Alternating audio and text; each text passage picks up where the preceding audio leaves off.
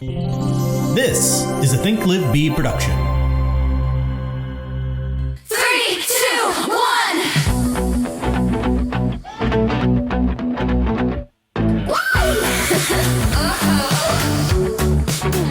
Seeking the best, being my best.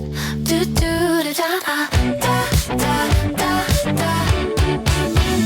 Seeking the best, seeking the best, seeking the best, best, best, best, best, best, best, best, best, best, best.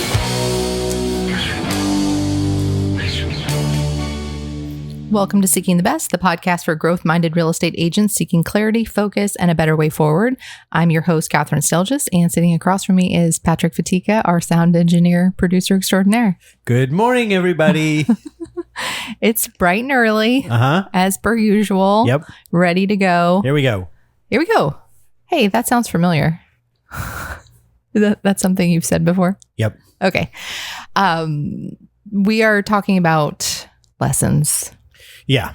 This has been It's been a long season. I don't even know if it's been a long season, but it is like a little bit emotionally draining. Yeah, that's what I mean. Yeah.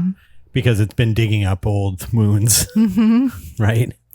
And like, I think there's 11 episodes, 11 lessons, so many more. So we're going to, yeah.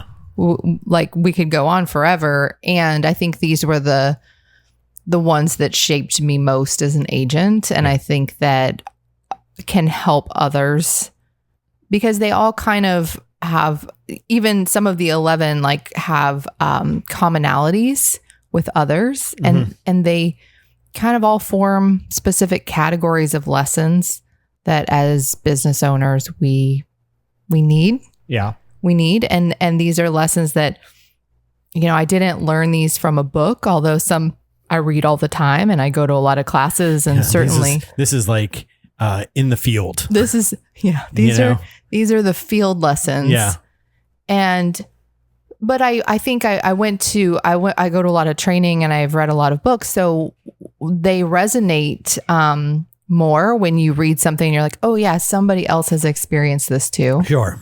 And you can hopefully use these for yourself and get farther faster by not making the same mistakes that I've made or for as long. How about that?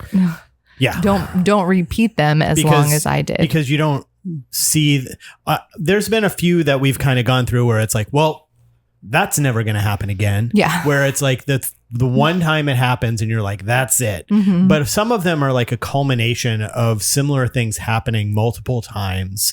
And now when you look back on it, you go, that's how that changed. That was the straw that broke the camel's back of it happening multiple times or variations of, right? Well, and sometimes time, what do they say? Time heals all wounds. Yeah.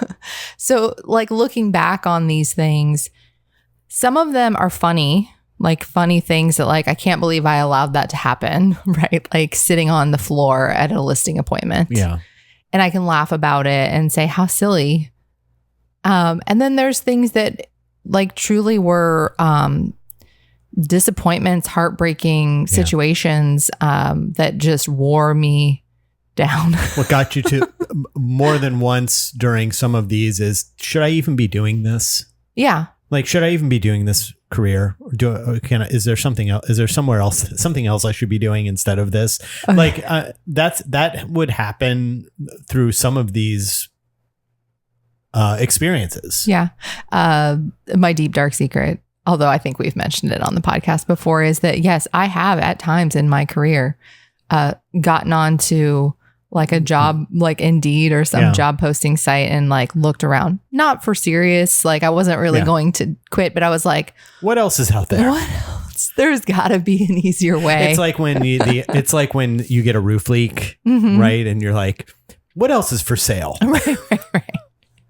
And you're like, nothing. Well, and I've joked over the years, like, I don't have any other marketable skills. Like I've built myself to be a great real estate agent. Yeah. And like, so obviously, if you're listening to this and you're like, should I make a change? Do it before you get too locked in. Is that the no, moral that's not to the this? message. That's not the message. The message is that well, that's a good question. No, listen, I would be the first to say that I do not think this industry is for everybody. I don't. But the reason is because being your own boss and owning your own business is not for everybody. Yeah. And most people get into real estate not really realizing that that's what it is. And so if you don't have your own, like if you can't hold yourself accountable to doing things, then how are you going to make a living doing that every day? Especially when it's the only way to be successful is to do the same things over and over again until you see results. Yeah. Right. So that makes it even more difficult if you can't hold yourself accountable. Yeah. But so it's not for everybody. And at the same time, like I'm an introvert. I'd rather be sitting on my back porch reading a book or calculating and coming up with ideas than out chatting with people and building rapport. I'd be terrible at it. I don't like people. I don't like going out. I don't like talking to people. I don't like I'd be bad at it. Even my job as a designer, it's like, I don't have to meet with people face to face. We correspond through email, and when they're done, they're done. And it's, and there isn't an emotional, it's not the biggest decision of their lives. Yeah. Getting a logo designed or a poster for a show. Like I would say you're not giving yourself enough credit. You're very good at helping people figure out what their vision is for that. And that is a big decision. If they're needing a logo, they're starting their own business. So you're not giving yourself enough credit. Right. But that's not what this episode is about. It's not. What is the episode about? Well, we're going to just revisit some of these lessons as we round out the season. And can I just say real quick before we get into that, if you guys haven't listened to the last seasons of episodes and this is your first episode, we always have new listeners. Every episode is always someone's first episode. Go back and listen to those. I'm pretty proud of the way that we themed the season and cut together your stories and stuff. And they are these little mini kind of like stories on every episode. And it was fun to be able to kind of put those together this past season and stuff, and to create something a little bit different than we've done in the past. And I hope that the listeners enjoyed that as well, that we kind of changed up the format a little bit, and it was fun for me. So, and I'm sure it was fun for you, and hopefully they had a good time and they could put up with our changes and stuff. So yeah. Well, so yeah, we're finishing up season 2 of this year, and everything was about these lessons that I learned the hard way so that you don't have to. And what I realized looking back on them was that they're all connected. They're all connected, and they kind of are all about like certain categories as you develop as an agent and develop your business. About you grow with confidence, you grow with leadership, you grow with your communication skills and your boundaries, and all of these things that you grow and develop as a real estate agent, they are learned through experience.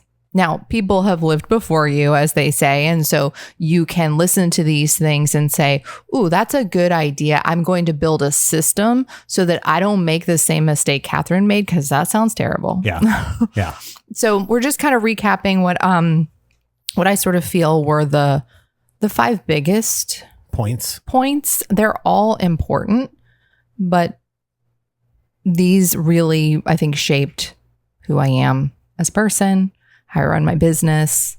And so we're going to just kind of dig back into those. Is that okay? Yep. Number 1.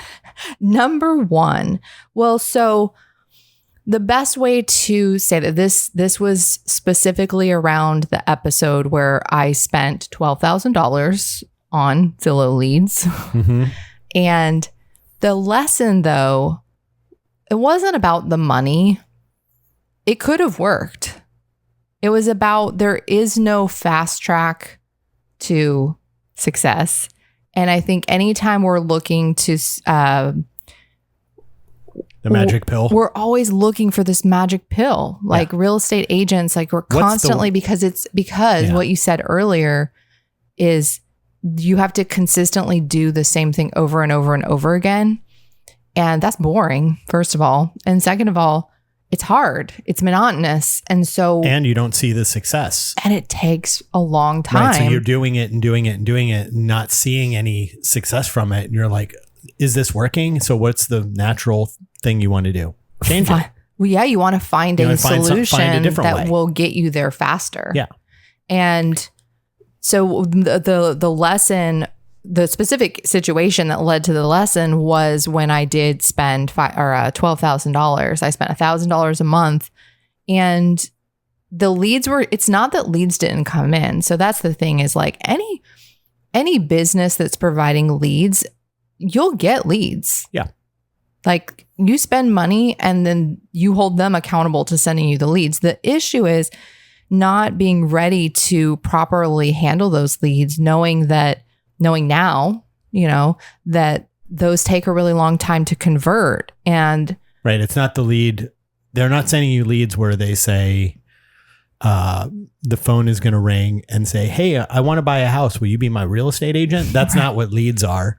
Right. It's like, you've got to follow up with these people for maybe 2 years regularly and not drop off. And eventually they will be ready to buy or sell a house. Right. The only people who come to you and say, hey, I want you to be my realtor, are the ones who already found you through some other source, which means you're not paying for the leads to come to you. Right. You've done something else, like you've built a referral-based business, or you've built search engine optimization, or you show up high in the results so that people see you and then come to you. Yeah, we're talking about buying leads from a service. Yeah. And so this magic pill doesn't exist. Everything takes work. Everything takes hard work. And so what I should have been doing, instead of worried about that, was building the foundation to say, okay, if I could get leads coming in regularly, how would I convert them? Mm-hmm. What would the follow-up plan be,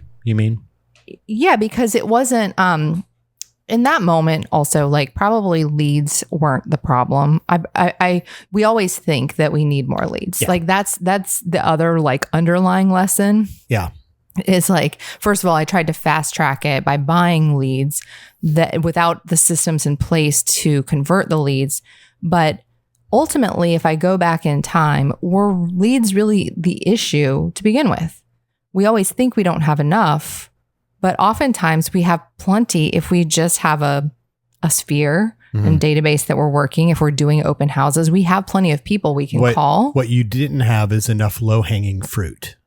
Right. I was looking for the now business.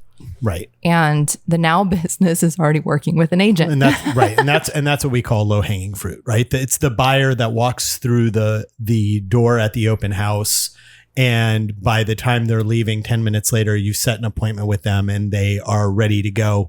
And then they go under contract in 2 weeks. That's the low hanging fruit. That's the easy stuff that falls into your lap, but you can't make a business off of that. So what do you do to try to, but that's the fun stuff and the easy stuff and the stuff that you don't mind doing. So how do you build a whole business off of that? Well, I must just buy a bunch of leads, right?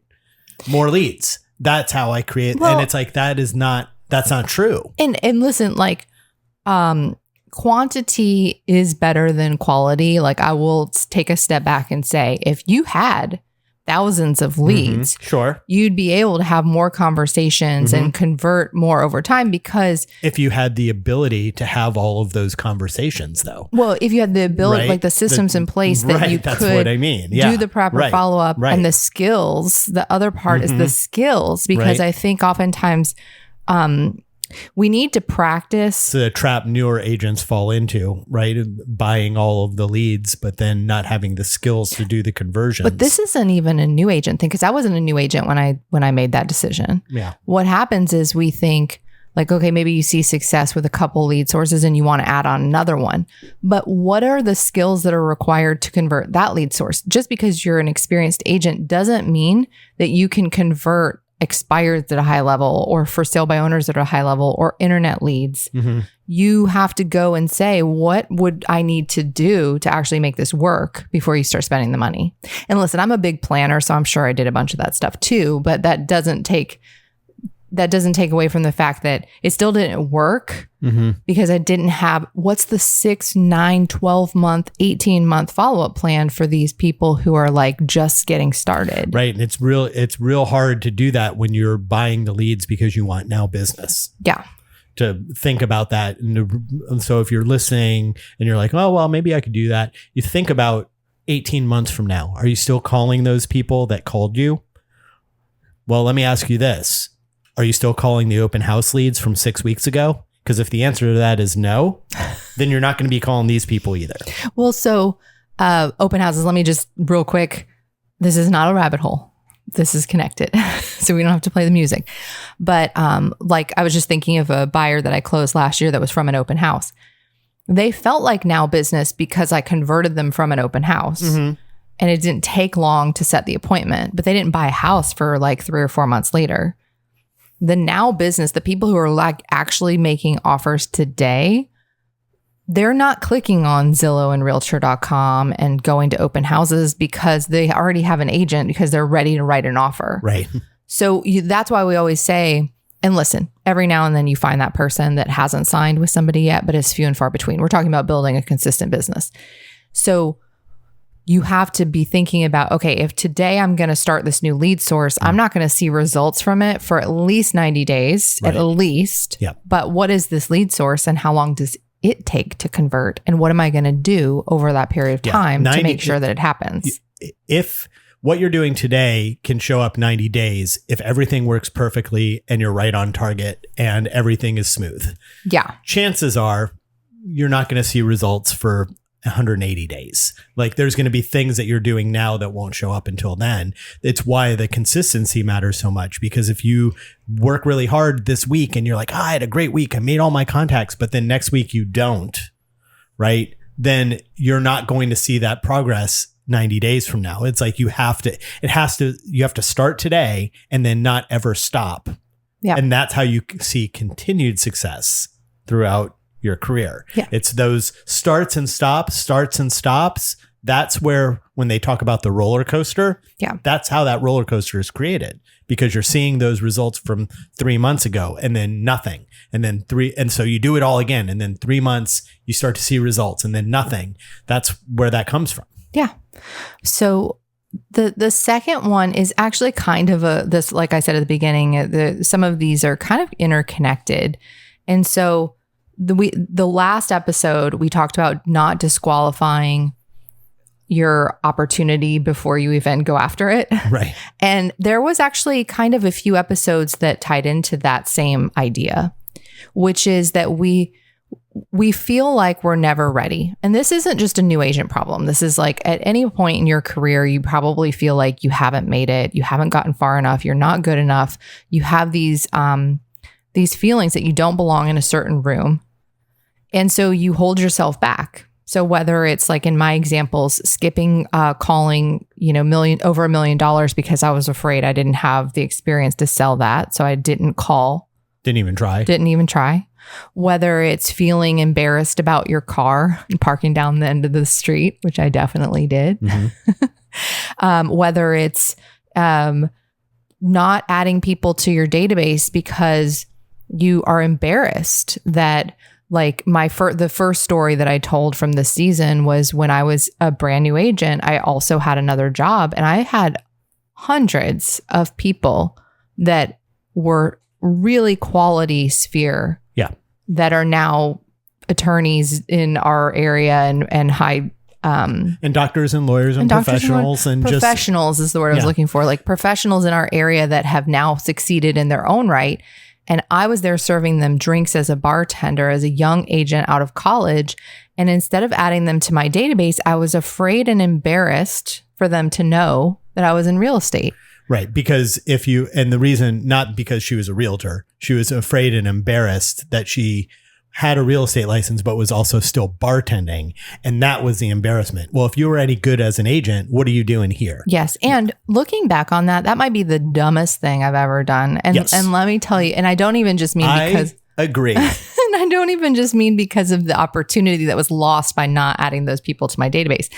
The idea that I would have needed to be successful at that point. I just graduated college and gotten my real estate license. We hear this a lot from agents who will say things like, well, I have kids that are, I'm in the PTA, or I've got kids on the soccer team, but there's already another parent that's a realtor. So I'm not going to bother doing that because there's already another agent there. And that's, she's already doing that. So, and it's like, that is the biggest mistake as a young agent that you can make. You know what? And that's interesting because, again, I don't think this is a young agent problem. I think it's we disqualify ourselves. That example we didn't use because I've never gone to PTA. But we've heard it. But I've heard it before from team members who had kids, and like, what a missed opportunity. Huge.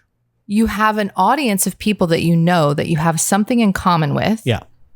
And they already know you. Mm-hmm. Let's assume they like you. Yeah. In my case, I was serving them drinks, so of course they did. And if you don't feel like you don't have the experience and you're like, well, but I don't want to, because I don't have the experience, and why would they use me, and all of these things, you have to start somewhere. Yeah. This is where you start. Those people that Kathryn didn't want to talk to look, it was Friday night in downtown Orlando at 2:00 in the morning, and they were doing Jaeger shots, right? They weren't in a position to go buy a house tomorrow, but 5 years later they were. Right. Like, you don't know what's going to happen. It's like, you have to build those relationships now. Start now. Make sure that they see you as a realtor, even if they don't need you as an agent today. Well, so a lot of that that all ties into the lessons of confidence. And confidence does not come through selling houses. Like, it comes through the action of having conversations with people and showing up. Yeah. The reps. Yeah. The more you do this, and by this, I mean talking to people and portraying yourself as the agent. Mm-hmm. The more you do that, the more confident you are, because you realize, like, oh yeah, I do know what I'm talking about. You don't get confidence in secret. Right. Yeah. The confidence does not come that way. Like, you have to get out there and do the things. And I think people think it's going to come eventually, like, oh, one day, I'm going to know all of this, and that's going to give me the confidence. And it's like, no, like I've said before, you got to build that callus. That's the only way that confidence is going to appear, is by doing it over and over and over again, and getting your feet wet and getting bruised up and getting, if you don't ever fall, you can't learn how to ride a bike by just reading the manual over and over again. You got to get on the bike and you got to fall off a few times. Is there a manual for bicycles? Well, I don't know.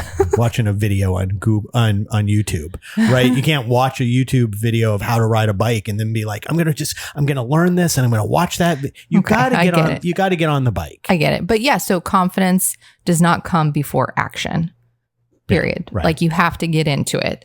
And, I think looking back on that, all of those things, all of those examples in the different episodes that had to do with feeling like an imposter. We call that now imposter syndrome. When I first got into real estate, I don't think that was like, we never heard that term. Yeah.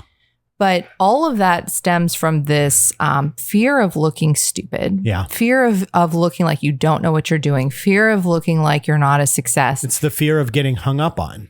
Yeah. Right. Like that, like all of this stuff. It's all stuff that you've kind of put on yourself. Mm-hmm. That's not that when we talk about how do those other agents just pick up the phone and call, they don't put any of that stuff on themselves. Yeah. I'm not saying it's easy. No, it's not. I'm not saying any of this stuff is easy, but it's good to know where it's coming from, so that when you see yourself doing it, you can go, oh, I see. And the more you recognize it, then the easier it is to bypass it. Yeah. I guess. I think that's true. We think we're protecting ourselves. I think that's where it comes from, is that like the deep, primitive self is like, you're trying to protect yourself. Yeah.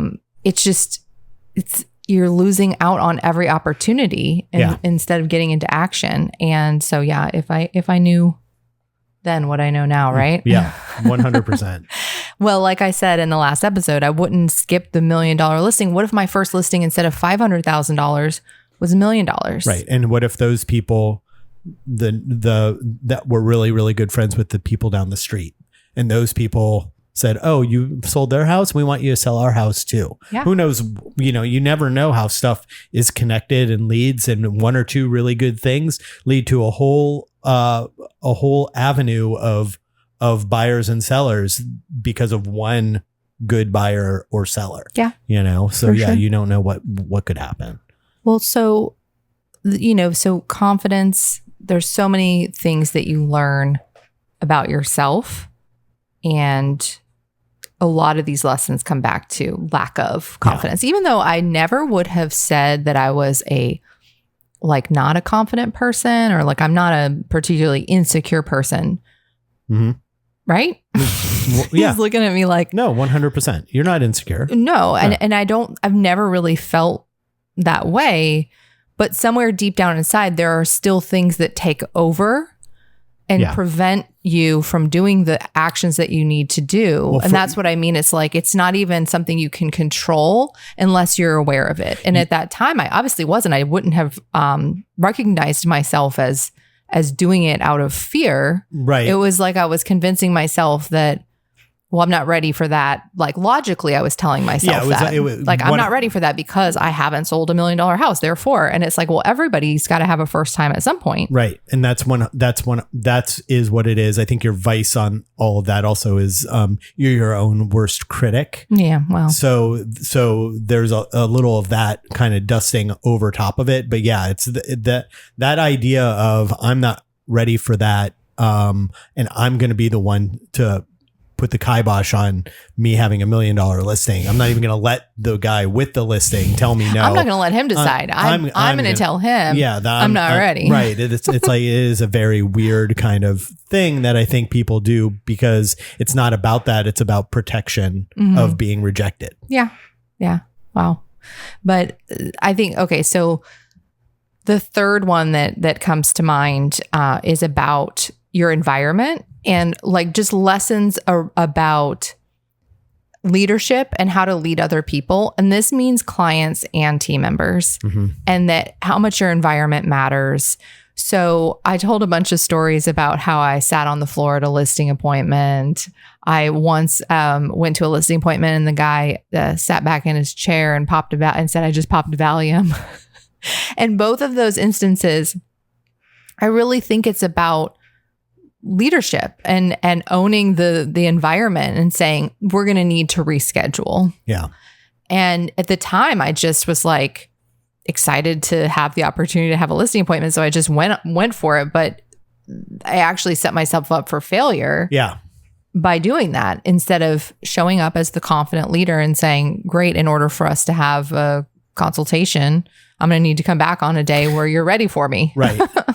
And I think we might have said during that episode, the pre-appointment, an understanding of what that appointment was supposed to be and the level of professionalism that needed to be there, he might not have understood because of the way that you presented what the listing appointment was supposed to begin with. Well, we talked a lot about our jobs, which 100%, when I first got into real estate, all of the training, I had absolutely no idea what a listing appointment was supposed to be. Yeah. I mean, I was told to have a fancy packet and all those things. Yeah. And unfortunately, it was a time the brokerage, you had a little bit of help, but didn't have the training of being on a team or the training of being with a brokerage like Keller Williams that had at least something there for you to look at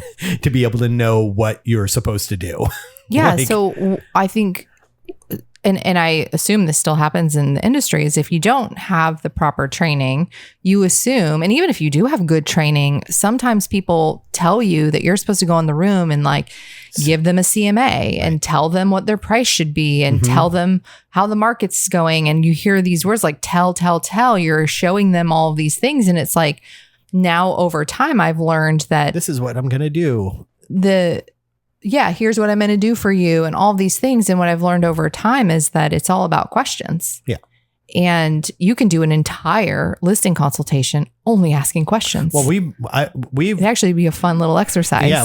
I remember back then, like helping you create like your listing appointment packaging, right? And this was you're printing them out and giving them a packet.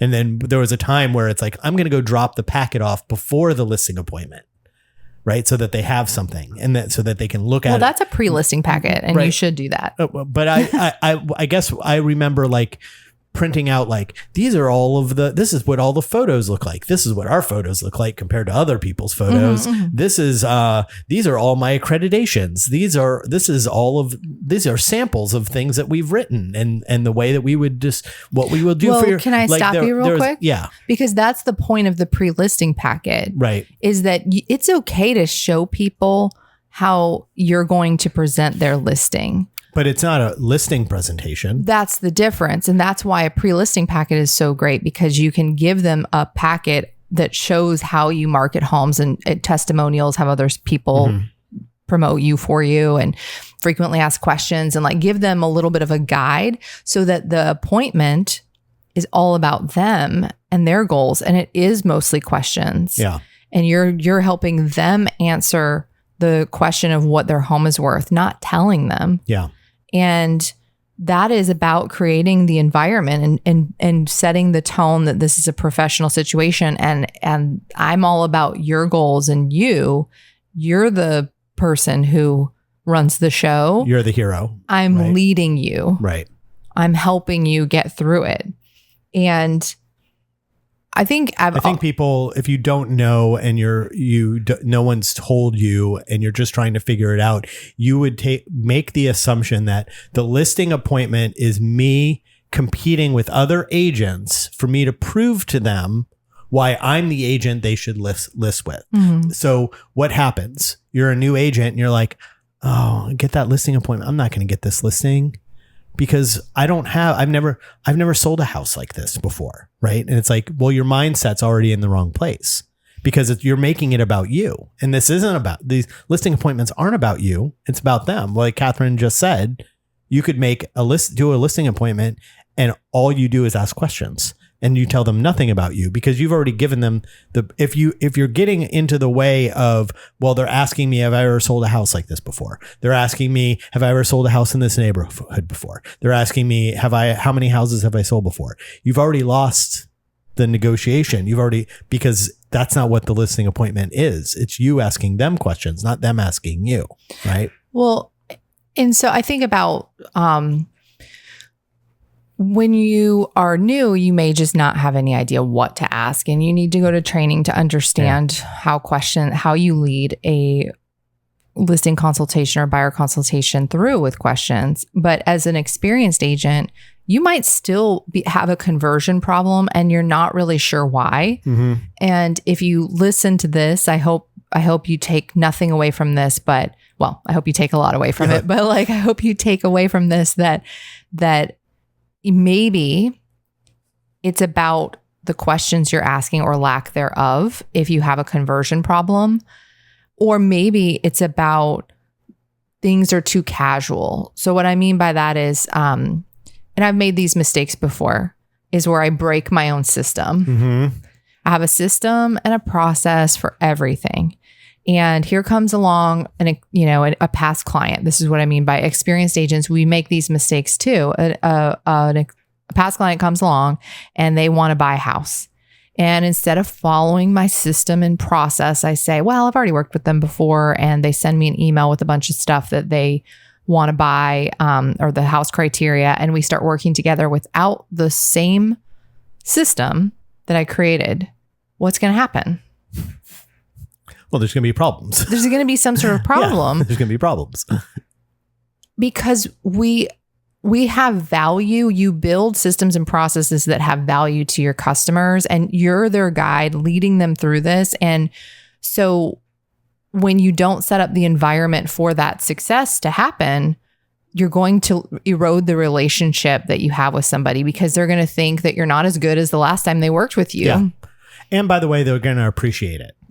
Yeah, they don't know. We have to remember, like, these clients do not know what they don't know. Like, you know what's best when you've built the process, you know, this helps me get all the things I need to know about what's important to them up front so that I can get them to their goal in the time they said they wanted. Look, I have clients that I work with in the past that I work with multiple times, right? And I know their style. I know what they like, all of those things. But every single time they come to me with a project, we handle it the exact same way. We have an on the phone consultation. I let them talk and tell me what this is all about. I make them build a board, a style board. We do it exactly the same way every single time. They always recommend me to other people and stuff. So I know that they appreciate that it's the same way every time. And it's not me going, oh yeah, I know what you want. Okay, well, because I know down the road, there's an opportunity for there to be a mistake. And in my job, same, I'm sure in real estate, if I make a mistake, and it's gotten to the point where there's a mistake, that means I've done a bunch of work that now I have to throw in the trash and start over. And there's nothing I hate more than doing a bunch of work that I'm not getting paid for. Right. Well, and we as real estate agents don't get paid until the closing happens. So this definitely, like, creating an environment where it's professional, the process is duplicatable. You're creating an actual business. Yeah. And you are saving yourself time 100%, but you're also saving them time. And guess what? It's what they want. Yeah, they don't actually want to look at houses for 6 months and not find anything. Yeah, you think you're saving them time. Oh, I'm not going to make them jump through the hoops, but they're going to appreciate it. So stick with your systems. Yeah. Create, be a leader. And that doesn't just mean be a leader in your office. It means be a leader with the people that you're guiding. Okay. You want to take a break? Sure. All right, let's take a break. If you're enjoying this episode and want more ways to seek your best, not just in your business, but in how you spend your time and energy, there are a few easy places to connect with us beyond the podcast. Over on YouTube, you can find us at Seeking the Best Pod. We share full episodes of the show, short coaching clips, reviews of real estate products, and tips on building a real estate business that actually works in real life. We post videos on Thursday mornings. Or find us on Instagram at On Seeking the Best.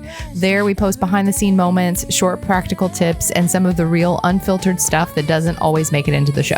And if you're looking for episode supplements like the Candy Bag, where Kat posts more in-depth ideas that we discuss on the episodes, head to onseekingthebest.com. You can learn more about us, buy some Seeking the Best merch, or send us a question that we'll answer on the show. However you connect with us, thanks for being here and keep seeking your best.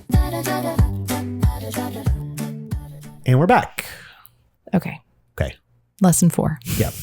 We're on 4. And again, these are all kind of like, some of the stories are all connected. Lesson 4 is about communication. Lots of lessons. As you can imagine, in a people forward business, there's a lot of lessons that I've had with communication. Yeah. Both with clients, other agents, what was I going to say? Team members. Yeah. Clients, other agents, team members, vendors, all kinds of people. And so I've had so many lessons around communication.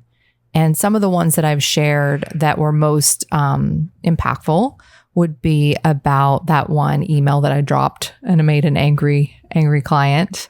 Right. I delivered bad news via email. And then you were unavailable. And then I was unavailable. I was at an open house. And so naturally, he didn't get the full context, right? Like email and text. Oh my gosh. I like email. I'm going to go down a rabbit hole. Mr. Rabbit, wait! I like email because I can find it later. I can document that I have delivered some sort of news to them, and I can star it or file it and all this. And it creates a nice timeline of how things went. Right.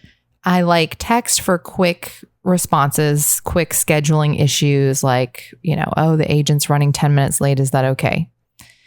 What I don't like are important conversations in a text message that's, this long. Yeah. It's like, you shouldn't have those kinds of important conversations just in written form. You lose so much. We already lose some communication just by talking by phone, like, because you don't get to see the body language. Right. But at least there's tonality. And so I can say something via phone. If there's a few beats before they say something. Yeah. Right. Or whatever. Like you can tell. You can pick up on those nuances that you just can't in email. And no matter how professional or tactful or organized or thoughtful the email was, something's going to get lost. And besides just them getting lost in the written word, they might not even read the whole thing. Yeah. How many times have I written like every time, a book? Every time. It's like they're going to skim it. They skim it. They read the first line and they don't see any of the rest of it. So what I've learned over time is if you want to have an important conversation and you want them to take away, to get it, yeah, pick up the phone. Yeah. And then, I've had other people tell me like, well, but they just tell me to text them. Okay. Well, just because somebody tells you to do something. That's not how I work. That's not how this business is run. It's your business. One of my biggest pet peeves is when somebody texts me and says, can you please call me? But here's the thing. Okay. I'd rather talk on the phone if it's important. Yeah. So that's fine. But I just don't like it. I'm like, just call me. Like, why are you telling me to call you? Just call me. But anyways, I digress.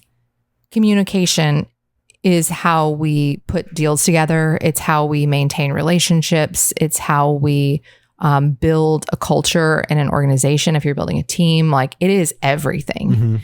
And so you really have to develop those skills. And I think that's something that maybe is not talked about enough in training. Like we talk about like how to handle things, but not at the deeper level of there's somebody's life and their plans are on the other end of this transaction. Yeah. And so when something happens, what skills do you have in empathy and showing empathy? Well, and this also goes back to the I'm not good enough kind of imposter syndrome is, I don't want to have that conversation. I don't know what they're going to say. I don't know. I'm just going to fire off an email and let and see how it goes. Right. I don't want to deal with it. So I'm just going to fire off an email. And the better you get at it, the more reps you do. Right? So you've got to force yourself to have those difficult conversations because that avoidance is expensive. Yeah. Whatever it is you're avoiding. So some of the other stories I told about team building was about realizing that if somebody's not the right fit, but not feeling like I want to have that difficult conversation, instead I'll try to fix them and avoiding until it has cost you so much more. And that can be true with clients too. Like you avoid a difficult conversation about asking them to lower their price and it ends up expiring. Now that's not a story, like that's not a personal story I told. That's not something that happens to me. No, I don't have that many expired listings that I can count, but I have had some. Yeah. In fact, let me tell you a story real quick. Okay. I did take a listing once where we had agreed on a price.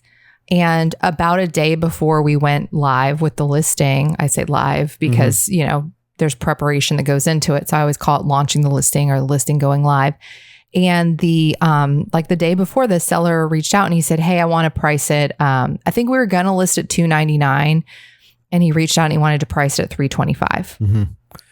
Well, new bracket. It's a new bracket of buyers. At the time, keep in mind, this was like 2012 or something. Well, we get it, $299. I mean, there are $299s in our area, but like not really that much. So, and it was a cool house. It was a great neighborhood. But that was an entirely new bracket in a declining market, and it wasn't a wise decision. And it wasn't. The $299 was strategically priced and competitively priced. Right, $325 is higher. All of a sudden, not just in a new bracket, but also at the higher end of the window. Yeah. So one of the few listings that ever expired was because the day before we went live, he said, I want to list at $325.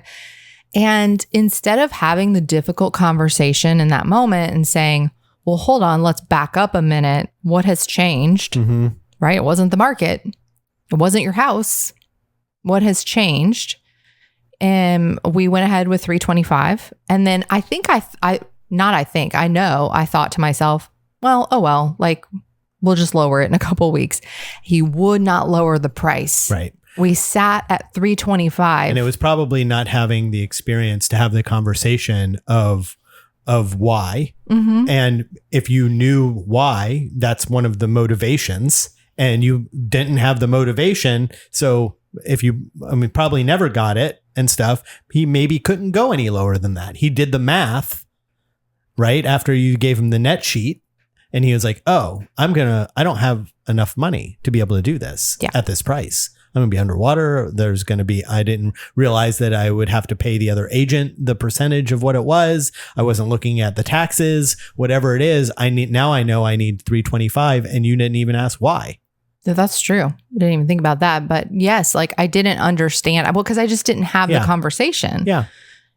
And what ended up happening? I had a listing for 6 months. It expired. It never sold. Yeah. And I think he ended up selling that like a couple years ago. Like he held on to it for 10 years. No, I'm sure he got his money's worth then. Well, yeah. That's great for him. Not with you. That's great for him. But what did it cost me? Yeah.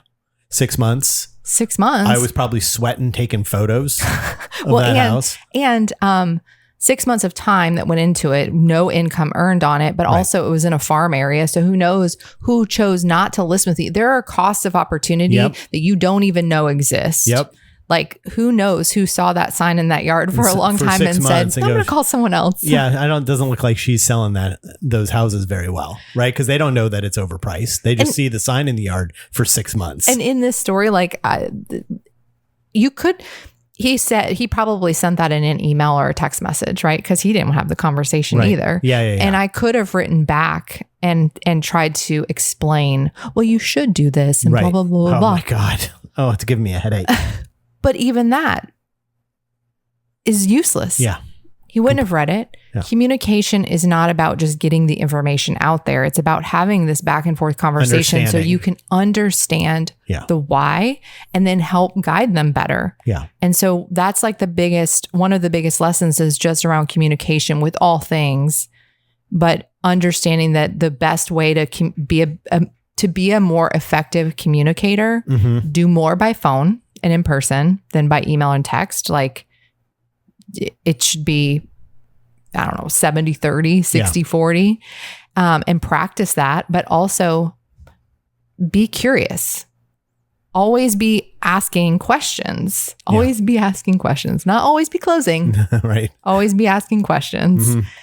And be curious about the situation and understand where they're coming from before you make an assumption or for thinking you're just being efficient. Like, oh, well, I'll just hold off and talk to him about that later. Let's just go ahead and get that listing live. And then later never comes because he's like, nope, I'm not lowering the price. Yeah, right. So that's lesson number 4. And then lesson number 5 is about boundaries. I know I shared a lot of stories about... This is, in my opinion, this is the one that makes me the saddest. Well, it is the saddest. I'm always very sad when I hear about other agents, when I look back on everything that's happened in your career and stuff, the things that people do for other people as a gift for them is always a good thing. But when you're doing things for other people because you feel like you're obligated to do it and that you get pushed around because of it always makes me sad. Well, and you just described it as a gift. And I think that's where it stems from is like, in general, we want to help other people. And so we will sacrifice everything in our own personal lives to help somebody else. That a lot of times they don't even appreciate it. Well, that's true too. That's a whole nother thing. The worst. That's the part that makes me sad. Yeah. Well, and I definitely have those experiences, but I think it's more about understanding that what's the most important thing? It is not selling another house. And it's your well-being. And over time, you start to realize, I think over time you do, but if I could go back in time, this would be something I would expedite, which would be to understand that your own personal well-being, your own life, your own family, your own experiences are not second to this business. Absolutely not. No other business. Your family and your peace of mind and your happiness is number 1.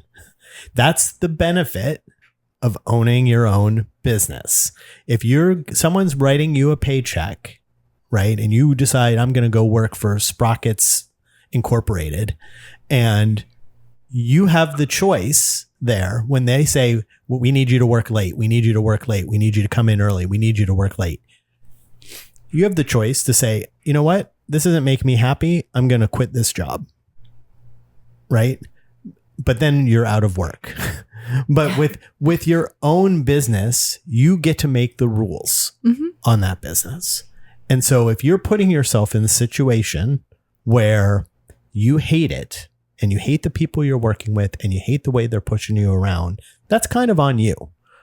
It's like, build the business you want to be to make yourself happy. And it takes a really long time for you to come to those decisions, to make those decisions, to allow yourself to do what you need to do to make you happy. Well, I don't think there's very few people that I really truly disliked working with. Like you just said, if you hate the people, blah, blah, blah. Yeah. It's not them. It's the boundaries that you created with them, which if you didn't create any. You're right. Yeah. Right? Like, yeah. You're right. Hear me out here. If you didn't create any, then they think that you're available to them 24/7. And I don't think that it's 100% fair. Now, listen, there's plenty of people out there that are like, just like not nice people, right? And they'll take advantage of you. But in general, people are not trying to take advantage of you. Yeah, you're right. You've created a situation in which they think it's okay to ask you to open a door on a holiday weekend, or it's okay to text you at 10 o'clock at night when they have something on their mind. You've created that environment. Yeah. It's not fair to say, well, they're bad people because they're doing this. It's like, have you told them how you operate and what's okay and what's not okay and why? Mm-hmm.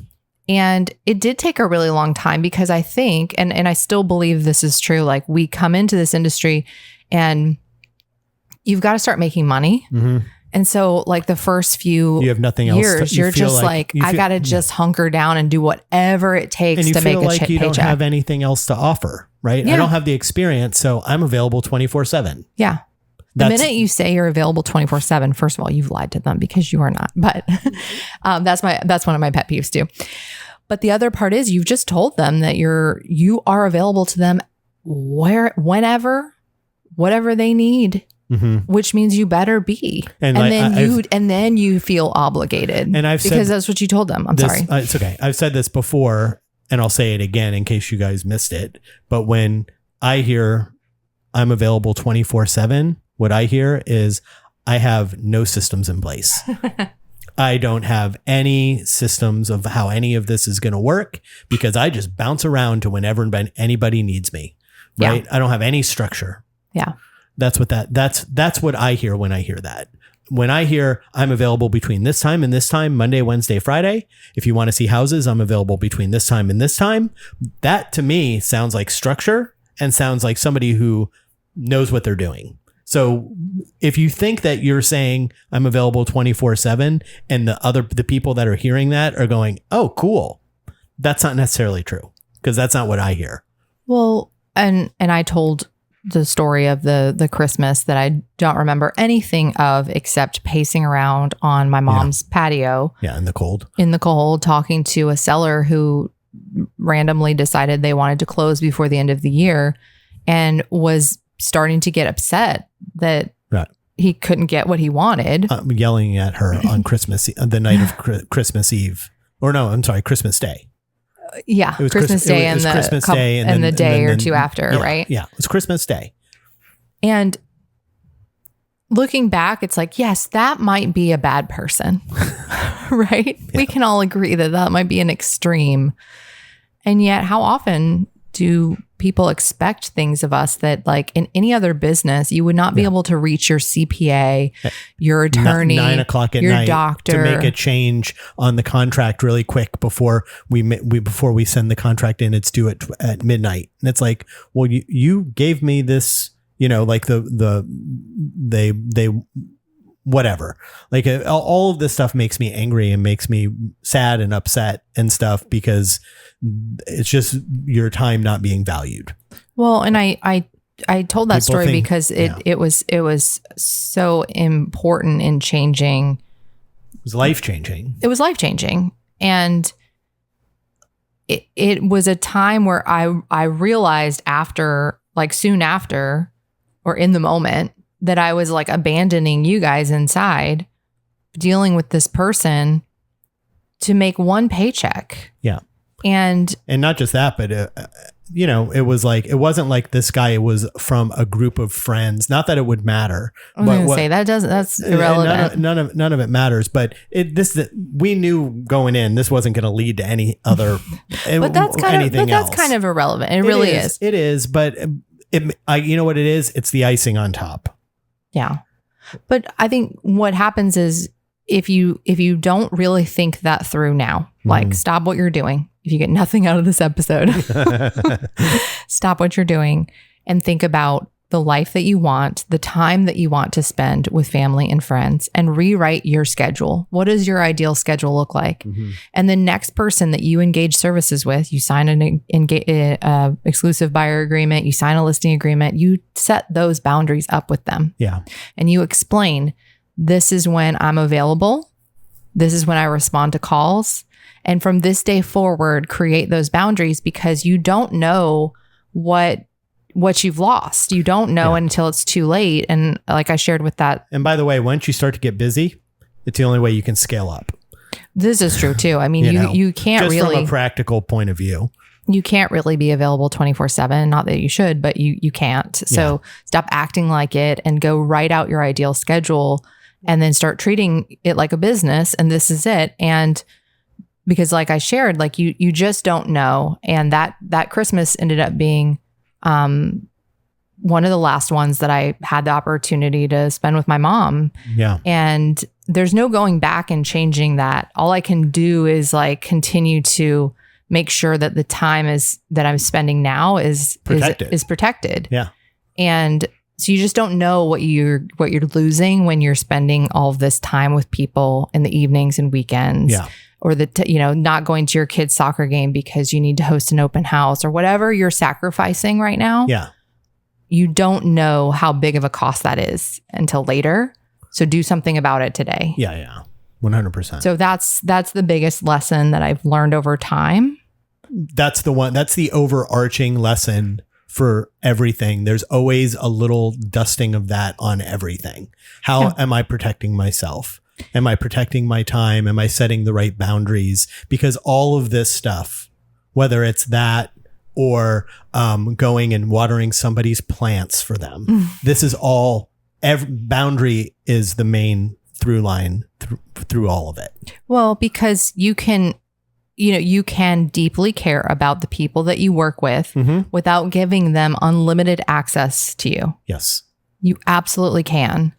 And it should be your mission to figure out how to do that. And like I said before, you make promises you can't keep. They're going to feel like you're taking something away.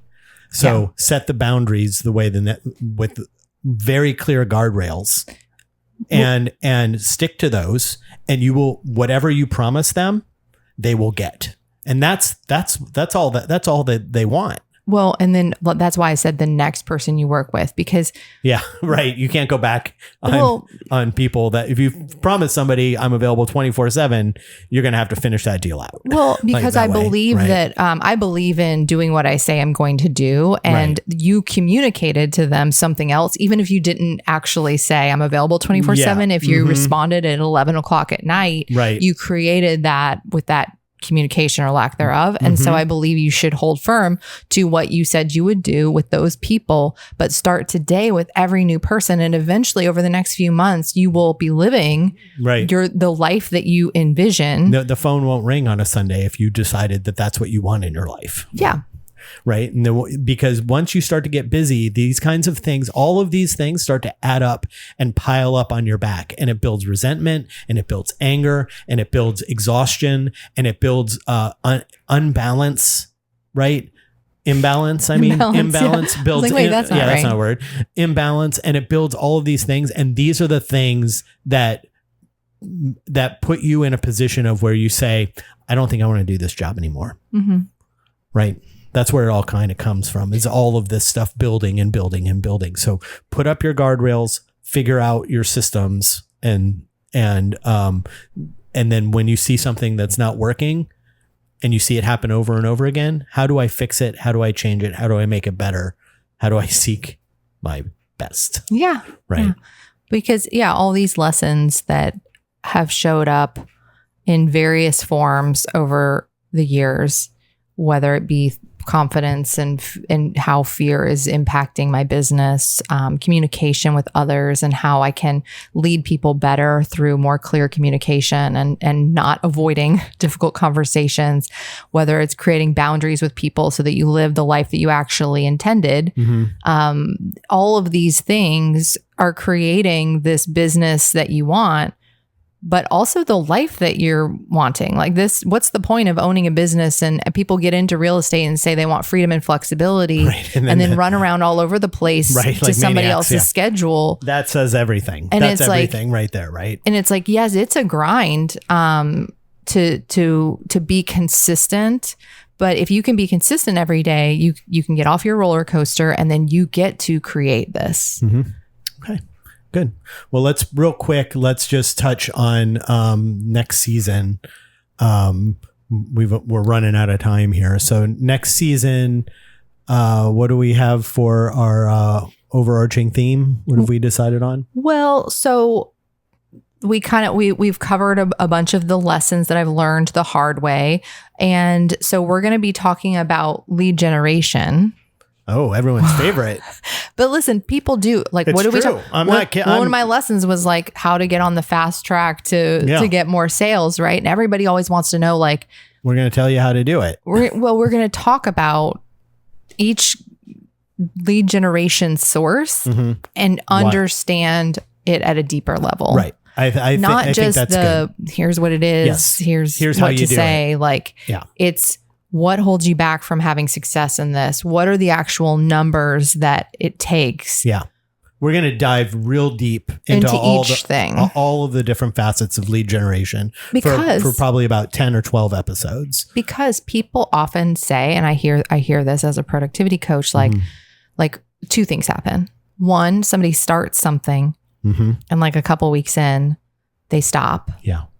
Or they start something and then they tell me directly, well, that didn't work. Yeah. But they've only really been doing it a couple weeks. Yeah. So we're going to They both stem from the same thing, which is like not really understanding what it takes to be successful in that specific lead gen source. Right.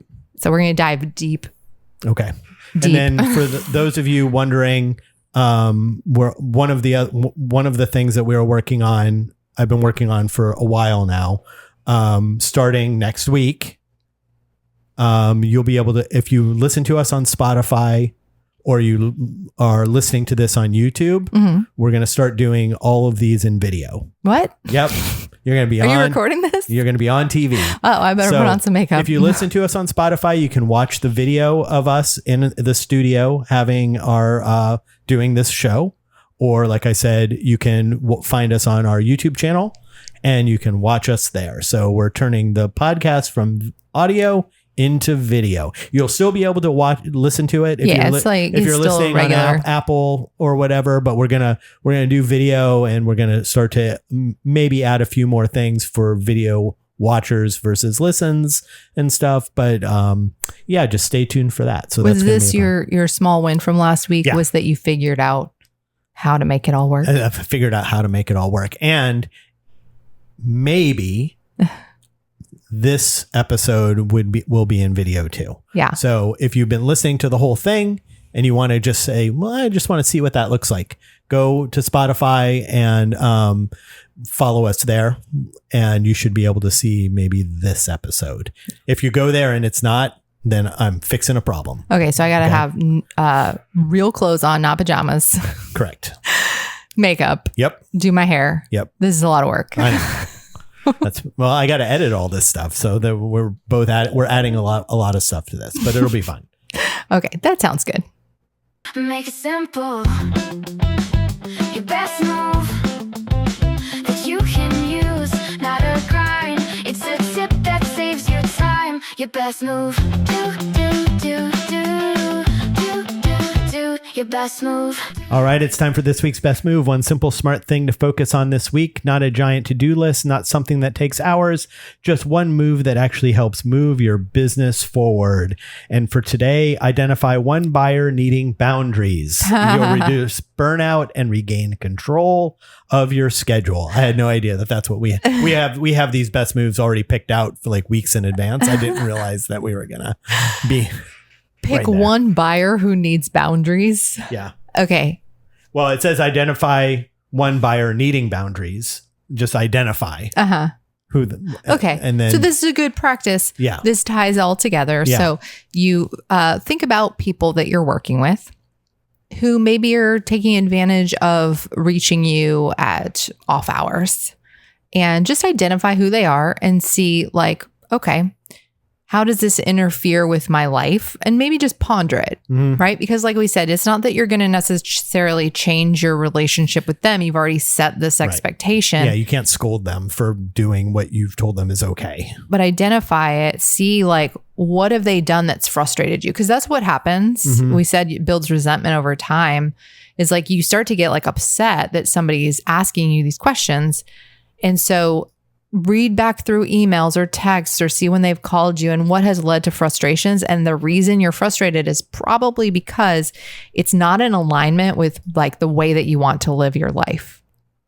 Make sense? Yeah, makes sense. Okay. Small wins. Small wins. Small wins. Small wins. Small wins.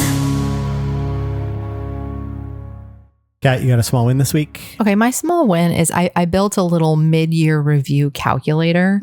I built it for my productivity coaching clients. I'm happy to share with anybody. I'll post a little video on Instagram. Okay. And then you can drop me a direct message and I'll share the link to the little mid-year review calculator. But it's that time of year where like if you're not on track for your goals, you have a very short period of time just to reevaluate. We're there, baby. And we're halfway through. And get on track. And so, because you know what happens in just a couple months, next year planning. oh my gosh, don't get me, don't even. I know you don't want to hear that. No, but it's I don't true. want to think about it. It's but just a few months away. oh man, yes. Time as you get older, Yeah, it goes faster. time goes faster. I'm experiencing this and I hate it. But I did this little mid-year review calculator and it's all themed out for my productivity coaching group, which is like about launching and it's rockets like and a space theme. Yeah. But what it does is it basically calculates what was your original goal, where are you at, and what is your deficit. And then there's actually like lead gen sources that you can kind of, if there's like a sliding scale to determine like how much. It's a cool interactive. It's more than just a calculator. Yeah, it's a cool there's thing. a lot more going on to it. It's cool though. And it can help you at least create like a basic plan. But as I told my productivity coaching clients, like you still have to then sit down and think about the strategies to do that and then implement. And then do the thing. You have to right? do the thing. Like that's the most important part. And you can't just calculate. You have to implement and then you have to follow up. Yeah, I feel like you're talking directly to me. I am. I'm talking directly to you. But yes, so that was a fun thing that I built and happy to share. Okay, cool. And then my small win, of course, is what I just said. Yeah. It's figuring out how to get 3 cameras in this small little parlor of a room that we have and light it and get it all edited and up onto the internet the way that we want to without taking days. Can I just say real quick, because you said parlor of a room and people are going to be like, what is a parlor of a room? Oh, yeah. But so our house is old, it's from the 1920s. And this room, I think the people before said it was a parlor. So we just kept calling it a parlor, but it has like a little wet bar area. And so it just kind of. It has a wet bar and a lot of old windows. And we just put a couch in here and my computer. And that's so we call it the parlor. We call it the parlor. So. Hey guys, for episode extras like the candy bag, ask us questions, or anything else we mentioned today, you can find it all at onseekingthebest.com. And for Kat and myself, thanks for listening, and we'll figure this all out next week. Bye. Fall down, get back up, keep on reaching, don't give up. Step by step, nothing less. This is how I seek the